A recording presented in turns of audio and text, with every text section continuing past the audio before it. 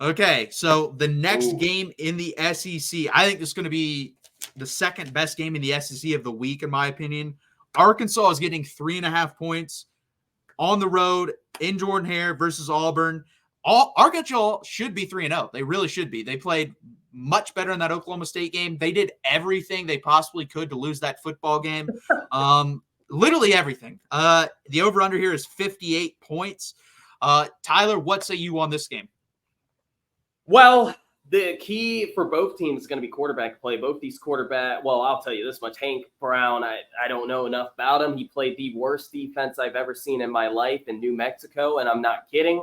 This is a New Mexico defense that gave up 400 yards rushing to Montana State, and I don't care that Montana State is one of the best FCS teams in college football. They're FCS for a reason. And then they gave up 100 points to Arizona. Okay, great. They have McMillan, who's probably the best wide receiver, but still – New Mexico is the worst defense I've ever seen in my life. They have the worst defense ever. You want to talk about bad defense? Fine. Auburn, that's kind of what they needed to go into this game against. They kind of needed that, motivational win, I guess, for a team like Arkansas who can score. And Taylor Green has not really been an efficient passer. He's been able to make some big plays, but also on the alternative, he's been turning the ball over for these past two games a little bit too much. And in that Oklahoma State game, you're right, they should be 3-0.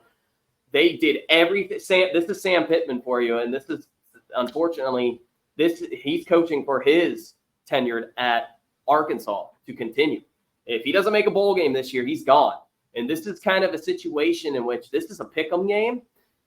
But I like Taylor Green a little bit more. I think he's more explosive. I actually like this rush game for Arkansas. I believe they're top 10 in the country in rushing yards. In fact, they might be number one in rushing yards per game. They've been averaging a freak 300 yards rushing per game. They had over 300 yards against Oklahoma State, who doesn't really have a good defense. I get it. But still, that's a Power 5 team in the top 15. And they pretty much shut down Ollie Gordon. It's just a terrible way to lose. Last week, they played really bad against UAB. They were down double digits, but they found themselves late into that game. Andrew Armstrong's a very solid wide receiver. They also have Jaquinton Jackson, who's one of the best running backs in college football. Definitely probably the most underrated. I like Arkansas here, but I do believe Arkansas is going to give up some points, and that will benefit Auburn in the longer run. But I still want to go Arkansas here. Give me those 3.5, and I'll actually take them on the money line. I think Arkansas goes into Jordan Hare and upsets Auburn, giving them their second loss of the year and at home in a 31-27 game. I trust Taylor Green just a little bit more on the road. Yeah, I've actually been pretty impressed from what I've seen with Taylor Green, other than, like you said, the turnovers. But I think I had him as the 12th or 13th best quarterback entering the season in the SEC. I underrated him. I think he's a little bit better than that. And then, yeah, like you said, Jaquinton Jackson, us Texas fans know him. We recruited him out of Duncanville as a quarterback.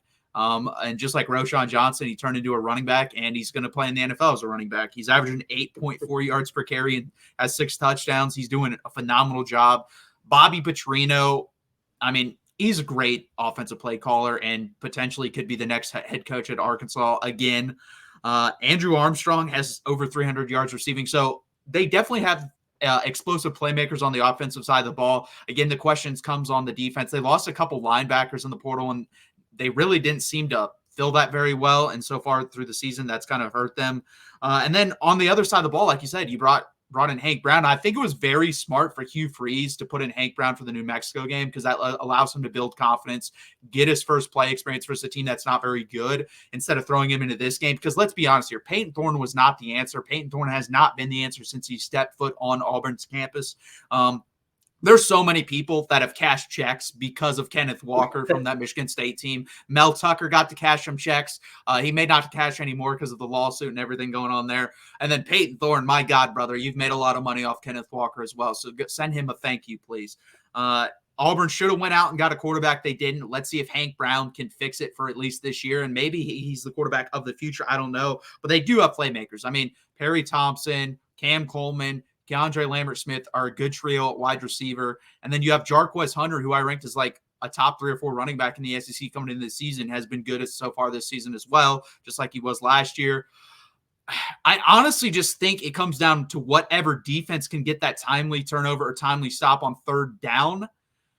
Oh man, this is a hard game for me. I'm gonna go the opposite of you. I'm going to take Auburn. I mean, it's a coin flip game. It would not shock me if Arkansas wins this game at all. I'm going to take Auburn to cover the spread. I'm going to have them winning this game 27-23, so barely covering. And I would take the under on this game at 58. 58 seems pretty high. Yeah, you want to know something kind of crazy with Arkansas? They're like 1-9 in their last 10 games that are decided by 7 points or fewer. I believe they're 1-9. They might be 1-10 in the past 11. Their only win was to Florida last year on the road in Gainesville after Florida's beat down of they got beat down by UGA. But Sam Pittman needs to win a close game. He got screwed over by he screwed him. I guess he screwed themselves over against Oklahoma State. But that's a game they should have won. They outgained Oklahoma State by 300 yards. How do you lose? I'm still – that's the most confusing loss I've seen maybe ever in college football, how they lost to Oklahoma State. And Oklahoma State kind of wanted them to win anyways with the missed field goal and the terrible time of possession as well. It was just crazy. So, but I think Sam Pittman finally gets it done. And if he doesn't, if Auburn wins this game, it's going to be because of Sam Pittman. He made a coaching error yet again, and they'll fall to like 1-10, 1-11 in these one possessional games.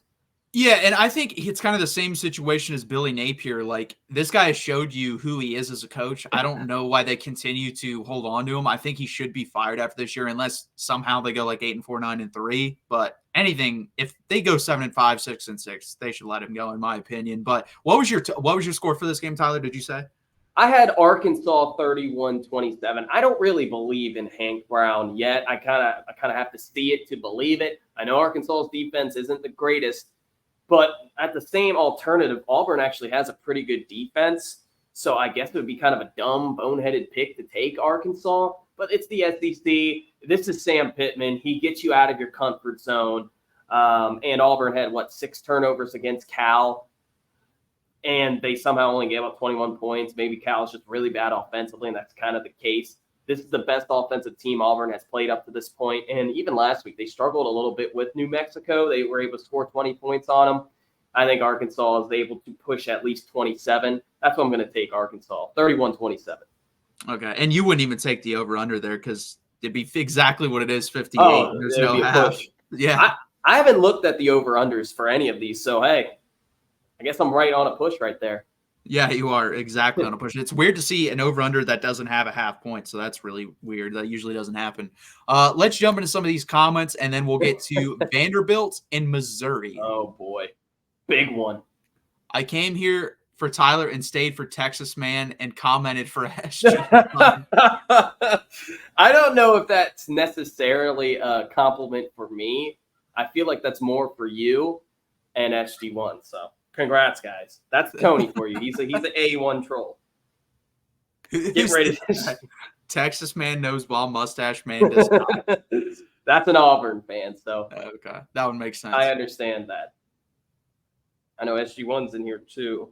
He didn't know ball, or he don't know ball. Yeah, Auburn fan, too. Unfortunate, man. Yeah, that is unfortunate. But on the alternative, it's actually hard to see Auburn lose their two, I guess, first two Power 4 conference games, games just at home. They lost to Cal. It's kind of hard to see them losing to Arkansas, but I think they actually will. I'm not sold on Auburn this year. Yeah, I think this is kind of like I said, a coin flip game to where I think this kind of tells you where they're going, the trajectory for the rest of the season for both these teams, in my opinion, because they're very similar, honestly. So, I mean, it wouldn't shock me if Arkansas wins this game at all.